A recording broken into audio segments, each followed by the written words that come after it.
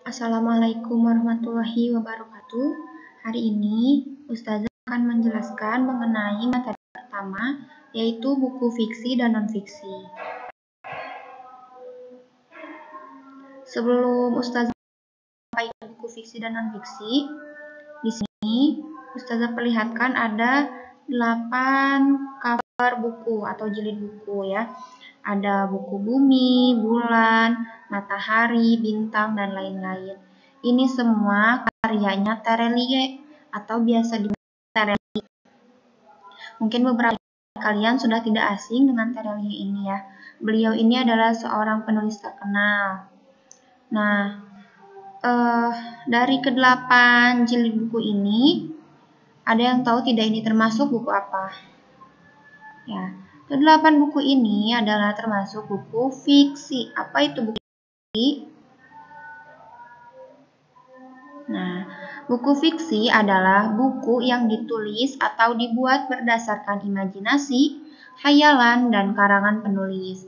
Jadi, buku fiksi itu isinya berdasarkan imajinasi, atau juga khayalan atau karangan penulis. Maksudnya gimana sih Ustazah? Jadi maksudnya isinya itu buatan gitu, mulai dari tokohnya, jalan ceritanya, terus mulainya bagaimana, endingnya, tempat-tempatnya, itu tuh buatan si penulis ya, buatan buah dari pikiran penulis. Nah, berarti isi kisah-kisahnya itu tidak nyata ya Ustazah? Ya, betul sekali. Bagaimana dengan novel-novel yang diangkat dari kisah nyata? Betul, memang ada beberapa novel atau karya fiksi yang diangkat dari kisah nyata. Tapi, ketika dia dituangkan menjadi sebuah karya fiksi atau buku fiksi, biasanya si penulis itu akan mengganti beberapa item yang dibutuhkan. Contohnya, mengganti nama-nama tokohnya, mengganti nama-nama tempatnya, atau menambah dan mengurangi beberapa jalan ceritanya. Jadi ketika dituangkan si kisah nyata itu di dalam sebuah cerita fiksi, itu tidak akan utuh sama persis dengan kisah nyatanya. Tetapi ada beberapa yang diubah untuk melindungi privasi biasanya. Nah, seperti itu ya, sudah paham. Selanjutnya di sini ada 3 cover buku nih. Kalau yang ini buku bahasa Indonesia, mulai dari kelas 7, kelas 8, kelas 9. Nah, kalau ketiga buku ini termasuk buku apa sih? Ini adalah buku non-fiksi, yaitu buku yang ditulis atau dibuat berdasarkan penelitian ilmiah dan berisi ilmu-ilmu pengetahuan. Kalau yang tadi buku fiksi berdasarkan karangan itu mengarang kan dari apa yang dipikirkan gitu. Tapi kalau buku non-fiksi kebalikannya, dia memerlukan penelitian. Jadi melihat hal-hal yang terjadi ilmiah berdasarkan ilmu-ilmu sumber-sumber yang bisa dipercaya. Dan isinya juga ilmu-ilmu pengetahuan.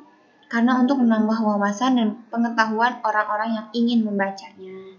Ya, yang termasuk buku non-fiksi itu selain buku pelajaran bisa juga buku sejarah, buku-buku motivasi, buku-buku kamus, dan lain sebagainya. Nah, di sini ada unsur-unsur buku fiksi. Unsur-unsur itu apa sih? Unsur itu adalah bagian-bagian, ya, bagian-bagian dari buku fiksi.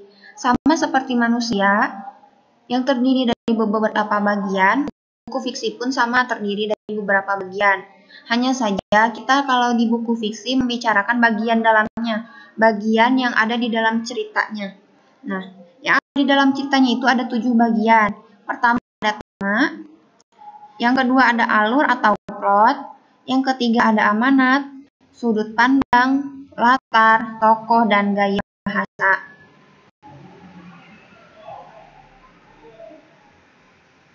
Nah, yang pertama tema. Tema itu apa sih? Tema itu inti yang menjadi landasan cerita. Nah, kadang beberapa orang selalu bingung antara tema dengan judul. Beda atau sama sih? Tema dengan judul itu berbeda. Tema ini intinya, sementara judul itu anak dari tema. Jadi tema ini lebih luas, lebih luas. Contoh tema itu apa? Misalnya, tema dari sebuah fiksinya itu temanya pendidikan. Jadi inti ceritanya itu dari mulai awal sampai akhir itu berbicara mengenai pendidikan. Walaupun di tengahnya itu ada berbicara mengenai keluarganya, kisah persahabatannya, tapi intinya secara umum dia tuh menggambarkan atau menceritakan mengenai pendidikan. Atau ini yang lebih umum kita contohkan novelnya Dilan. Dilan kan sudah terkenal sekali ya, terutama di kalangan anak-anak muda. Dilan ini, ya si Dilan sendiri, Dilan 2 dan Milea itu dinamakan judul, bukan tema. Sementara temanya apa? Temanya itu mengenai kisah percintaan anak SMA.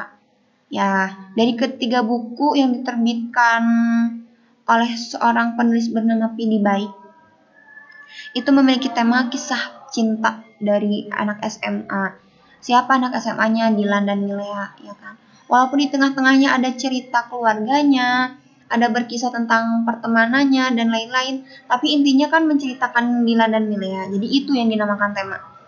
Jadi tema ini lebih luas daripada judul. Tema kan bisa diambil satu temanya itu tadi kisah cinta ya atau kisah romantis anak SMA. Tapi ketika dibuat jadi judul bisa jadi judulnya Dilan, Dilan 2, Milea, dan judul-judul lainnya. Ya, jadi tema ini lebih luas daripada judul. Yang selanjutnya ada alur atau plot. Alur atau plot adalah jalinan cerita dari mulai perkenalan, konflik, klimaks, dan anti klimaks. Jalinan itu jadi mereka itu berhubungan ya, satu kesatuan. Ya, kalau bahasa sederhananya alur ini jalan cerita. Jadi jalan ceritanya itu mau kemana sih gitu ya. Kan kita tidak mungkin ketika baca itu buku tiba-tiba muncul konflik atau tiba-tiba ending, tidak mungkin. Pasti mulai dari perkenalan dulu, terus muncul masalah, masalahnya mulai memuncak sampai masalahnya berakhir.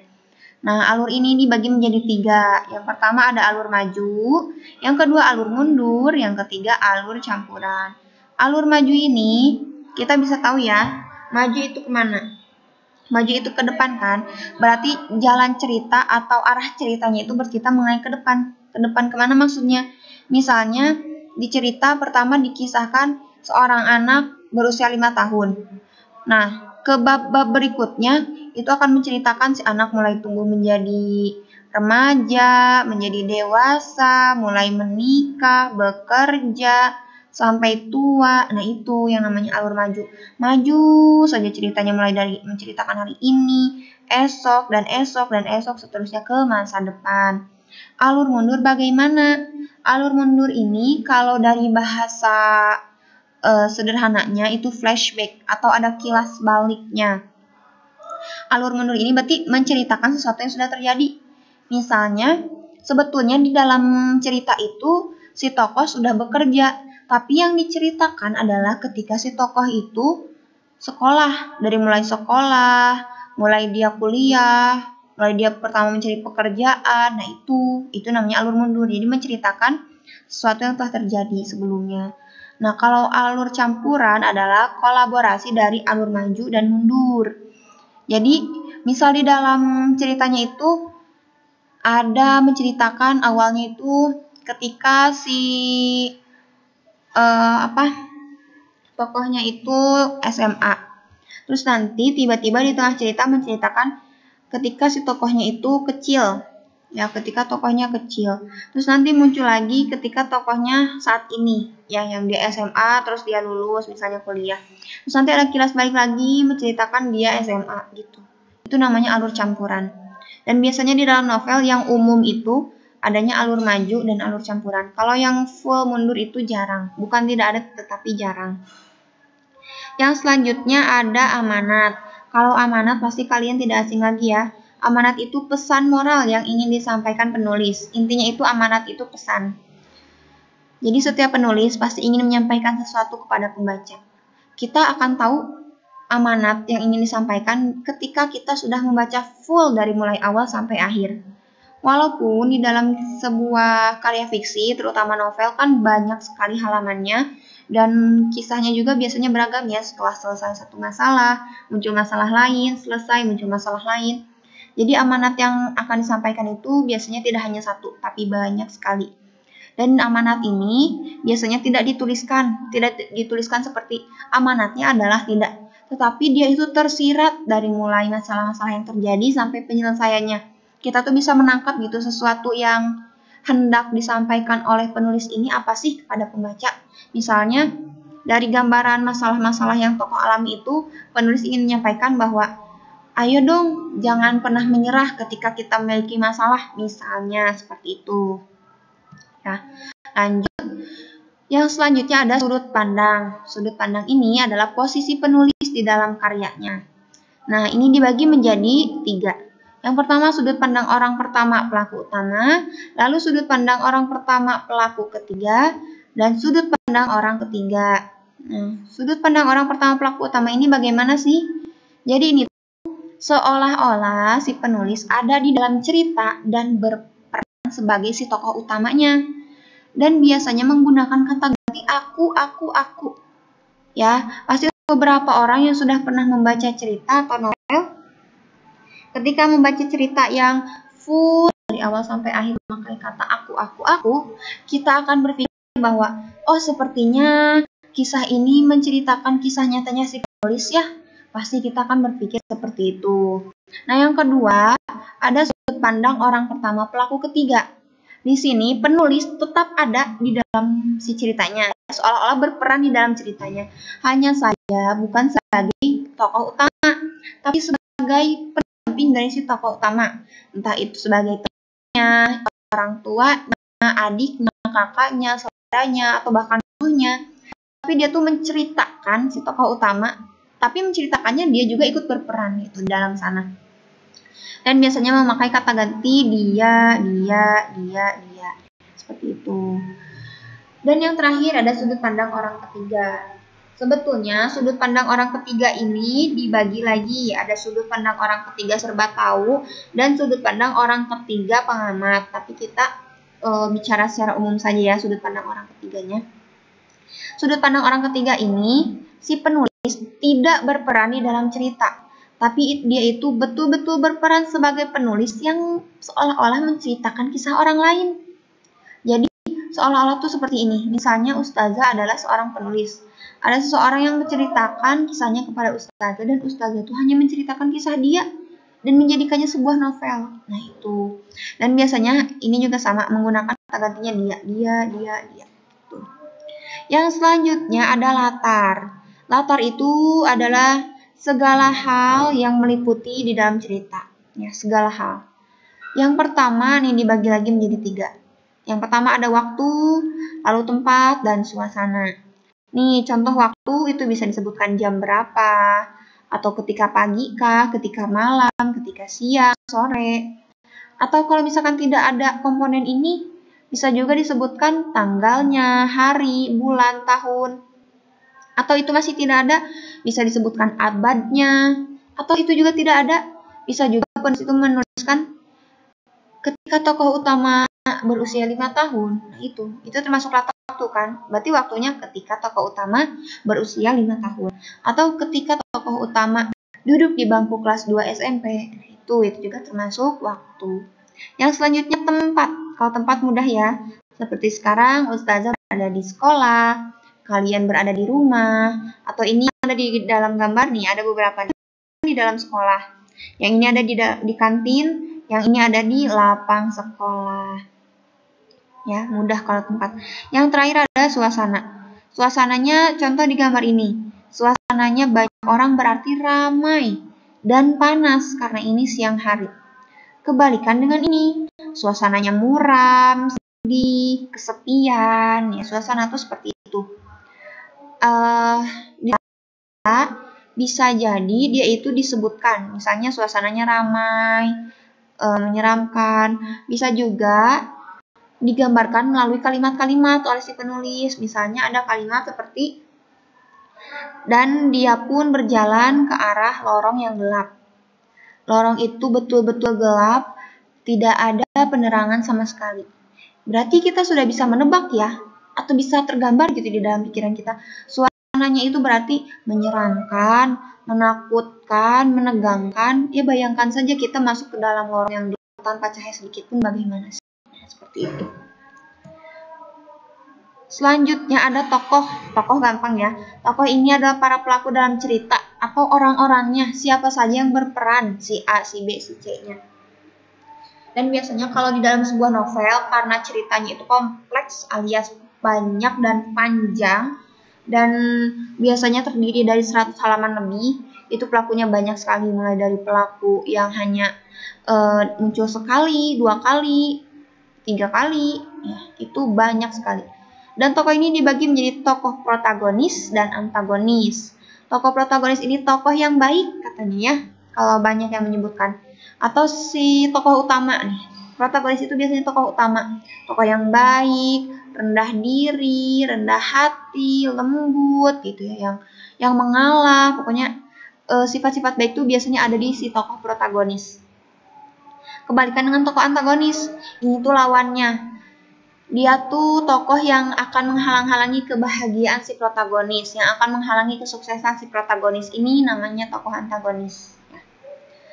Yang terakhir ada gaya bahasa. Gaya bahasa itu adalah cara penulis menyajikan karyanya. Kalau kalian sering baca, kalian pasti bisa membandingkan, oh ternyata Terelie gaya bahasanya seperti ini. Jadi ketika menuliskan, misalnya di dalam novelnya itu dia selalu menggunakan bahasa gaul. Misalnya memakai gue, elu, terus memakai bahasa-bahasa anak muda gimana sih yang kayak cabut yuk, itu kan bahasa gaul. Ada juga yang memakai bahasa baku misalnya. Saya tidak tahu, misalnya ketika menulis tidak tahu itu baku sekali, atau bahasanya bukan baku, baik dan benar, bahasa yang baik dan benar sesuai dengan KBBI. Tuh, beda-beda ya gaya bahasa itu. Jadi ketika ditanya misalnya gaya bahasa dari novel ini bagaimana? Jawabnya berarti gaya bahasanya penulis ini banyak menggunakan bahasa gaul atau menyisipkan beberapa bahasa asing. Ada kan ya penulis yang menyisipkan beberapa bahasa asing, entah itu bahasa Inggris, Arab, atau mungkin bahasa Paris karena ternyata di dalamnya ada latar di Paris misalnya. Ya, sampai sini semoga Ananda sekalian bisa memahaminya. Kita lanjut. Di sini ada peta pikiran dari buku fiksi. Peta pikiran ini maksudnya secara singkat gitu. Si fiksi itu bercerita mengenai apa sih? Nah, peta pikirannya itu ya secara singkat dari buku fiksi itu mulai dari pengenalan cerita, lalu pengenalan peristiwa, terjadinya konflik, penyelesaian konflik, dan penutup cerita. Kalau Ustazah minta kalian membuat peta pikiran dari sebuah yang kalian baca atau kalian pegang saat ini. Kalian tulisan secara singkat pengenalan ceritanya itu misalnya buat dalam 1 atau 2 kalimat.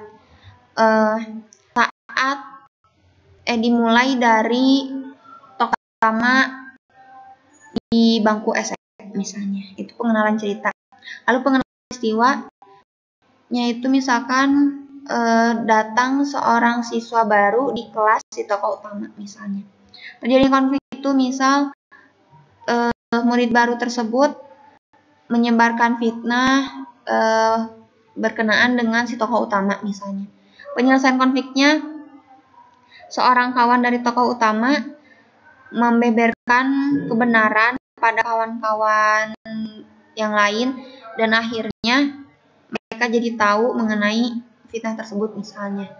Penutup ceritanya si tokoh utama dan murid baru berbaikan misal ya, seperti itu. Jadi secara singkat kalian menceritakan mulai dari pengenalan cerita, pengenalan peristiwa, terjadinya konflik, penyelesaian konflik, dan penutup cerita. Jadi peta pikir ini secara singkat gitu berisi tentang apa sih si buku fiksi itu ya.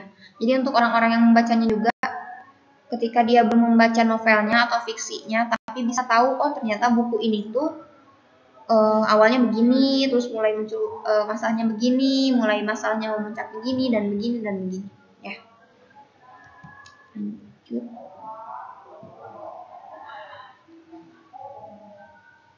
Yang selanjutnya ada unsur-unsur buku non-fiksi. Unsur-unsur itu bagian ya. Nah, kalau buku non-fiksi kita berbicara mengenai bagian-bagian pembangunnya, bagian dari bukunya bukan isinya, bagian dari fisik bukunya. Hal yang bisa dilihat gitu di bukunya. Yang pertama ada jilid buku, lalu ada kata pengantar, ada daftar isi, ada isi buku, daftar pustaka, glosarium, dan indeks. Ya. Untuk glosarium dan indeks ini bahasa agama sunnah, jadi boleh ada, boleh tidak. Dan beberapa buku biasanya tidak memakai ini, ya. Tidak semua buku ada glosarium dan indeks, tapi kalau kelima ini ada.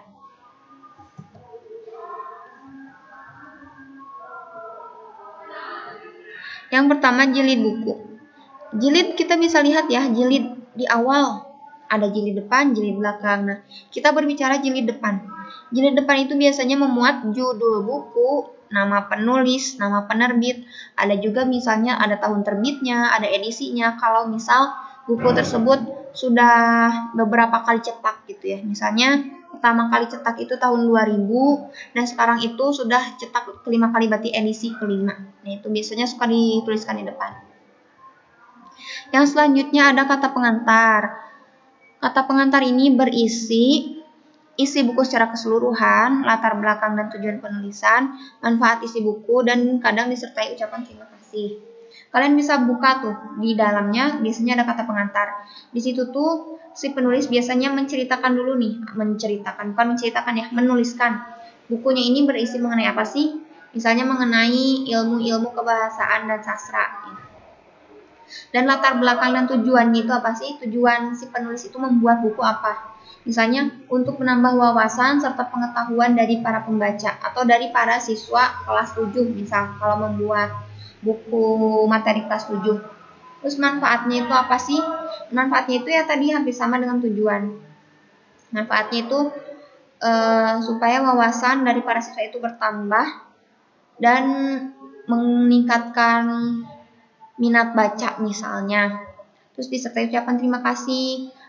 Biasanya penulis mengucapkan terima kasih di situ pada pihak-pihak yang sudah mendukung atau membantu dalam pembuatan buku tersebut. Ya, yang selanjutnya ada daftar isi. Daftar isi juga ada di dalam, dibuka biasanya setelah kata pengantar. Di situ ada judul-judul bab, subbab, dan halaman. Subbab itu maksudnya anak dari bab ya. Misal babnya itu cerpen, berarti subbabnya itu struktur cerpen, pengertian cerpen, contoh cerpen, seperti itu. Ini gunanya apa sih daftar isi? Supaya memudahkan kita mencari bab atau materi yang ingin kita baca saat itu. Jadi tidak perlu dibaca satu persatu dari depan, dibukain yang mana ya, tidak perlu. Tapi tinggal lihat di daftar isi, yang mana sih atau di mana sih materi yang ingin kita baca itu. Ketika dibuka misalnya, dilihat di daftar isi, oh ternyata di halaman 100, langsung loncat ke halaman 100, tidak perlu dibuka satu persatu.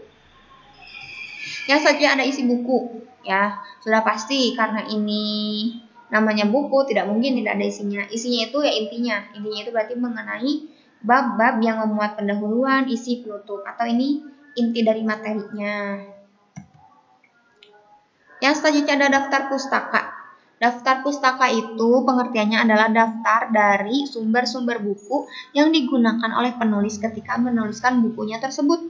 Karena ini kan berdasarkan penelitian ilmiah, jadi harus ada sumbernya, tidak mungkin mengarang bebas dari pikiran.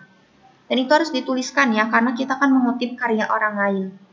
Nah, di sini Ustazah berikan format atau rumus cara membuat daftar pustaka. Yang pertama itu dituliskan nama penulis. Hanya saja namanya itu ketika nama penulis itu panjang atau terdiri dari 2 kata atau lebih, yang dituliskan pertama itu nama belakangnya, nama yang betul-betul paling belakang. Terus dipisahkan tanda koma, baru nama depan. Nah, setelah nama penulis dikasih tanda titik. Kalau misalnya satu kata juga berarti langsung titik. Lalu tahun terbit, misal terbitnya itu 2020, lalu titik lagi. Judul buku, nah ketika menuliskan judul buku itu harus dimiringkan, ya dimiringkan, titik. Kalau misalkan ditulis, kan miring itu agak susah terlihat ya bedanya dengan yang lurus, berarti diberi garis bawah. Nah, titik, lalu kota terbit, misal terbitnya di Jakarta, titik 2 Gramedia, misalnya nama penerbitnya, titik lagi di akhir. Di sini ada 3 contoh daftar pustaka. Nih, yang pertama, ini nama penulisnya itu Harimurti Krida Laksana. Tapi ketika dibuat di daftar pustaka, daftar pustaka itu biasanya ada di belakang ya, sebelum jilid belakang. Di situ, dibalik Krida Laksananya dulu, baru dipisah koma, lalu Harimurti titik. Nah, lalu tahun terbitnya tahun 1990, titik. Nah, ini judulnya kelas kata dalam bahasa Indonesia. Sudah betul ya, dimiringkan. Lalu kota terbitnya di Jakarta, .2 Gramedia. Ya, khusus di sini .2. Nah, contoh yang kedua, misal yang menerbitkannya itu atau penulisnya itu sebuah instansi atau sebuah organisasi atau sebuah institusi. Ya. Institusinya itu di sini IKIP Bandung. IKIP itu kalau sekarang UPI ya, dulu namanya IKIP. IKIP Bandung yang menuliskannya. Ditulis di sini IKIP Bandung. Tidak dibalik Bandung dulu baru IKIP karena ini bukan nama penulis tapi ini nama instansi. Titik, tahunnya, judulnya, karena ini kota penerbit dan nama penerbitnya sama ya. Maksudnya kota ini tempat terbit lah, tempat terbit ya, bukan kota terbit. Tempat terbitnya itu di IKIP Bandung dan nama penerbitnya juga IKIP Bandung, dia jadi langsung dituliskan IKIP Bandung, boleh seperti itu. Yang selanjutnya, yang ketiga, apabila ada penulisnya itu lebih dari 2, banyak misalnya 5 orang, masa ditulis 5-5-nya? Tidak. Tetapi menggunakan DKK, DKK itu dan kawan-kawan. Tapi di depannya dituliskan dulu perwakilan satu penulis. Biasanya penulis intinya ya. Penulis intinya itu Nur Arifin Caniago namanya. Tapi dibalik dulu kan Caniagonya dulu, baru Nur Arifin. Lalu diikuti DKK, jangan lupa tanda titik. Tahun terbit, titik, judul, titik, tempat terbit, .2, dan ini nama penerbit. Sebetulnya ada satu lagi, Ustazah lupa menuliskan, itu apabila 2 penulis. Bagaimana kalau 2 penulis? 2 penulis, misalnya Nur Arifin ini dengan Harimurti menulis ya. Yang dibalik misal si ininya aja Nur Arifin. Caniago, Nur Arifin, dan Harimurti Krida Laksana. Jadi nama penulis yang keduanya tidak dibalikkan nama belakang dulu, tapi norma. Nama depan, nama belakang. Dan Harimurti Krida Laksana, jangan lupa tanda titik. Ya, seperti itu. Yang selanjutnya ada glosarium. Glosarium itu daftar istilah penting yang digunakan dalam buku beserta penjelasan artinya. Glosarium ini biasanya ada di belakang ya. Di belakang, sama seperti daftar pustaka. Jadi setelah materi-materi, di belakangnya ada daftar pustaka, ada glosarium. Biasanya kan di buku itu ada istilah-istilah penting yang kita tuh bertanya-tanya atau baru pertama kali gitu membacanya. Jadi ketika baca, misalnya di sini contohnya kata antusias. Kalian tuh tidak tahu antusias itu apa sih? Ternyata ketika dibuka di belakang ada glosarium. Nah, di situ biasanya di glosarium dituliskan pengertian dari antusias. Antusias itu bergairah atau bersemangat. Atau ada juga kata sirkulasi.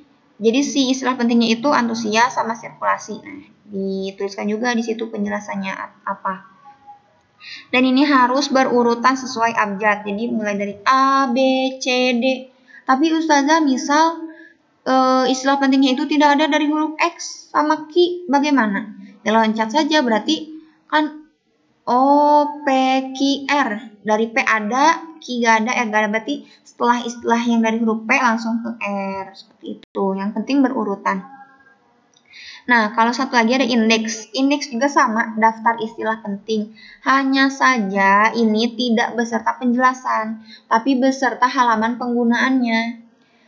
Jadi misalnya, istilah pentingnya itu ada kata bahan. Kata bahan itu ada di halaman berapa saja di dalam buku tersebut. Ada di halaman 2, 4, 5, 6, 8. Ada juga kata laporan, ada di halaman 2, dan sebagainya.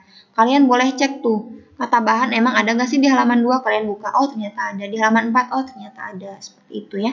Jadi glosarium dan indeks ini daftar istilah penting. Bedanya, glosarium ini istilahnya beserta penjelasan, sementara indeks beserta halaman penggunaan. Jadi di sini di indeks tidak ada penjelasan, sementara di glosarium tidak ada halaman. Sampai sini materi kita, semoga Ananda semua dapat memahami apa yang Ustazah sampaikan. Wassalamualaikum warahmatullahi wabarakatuh.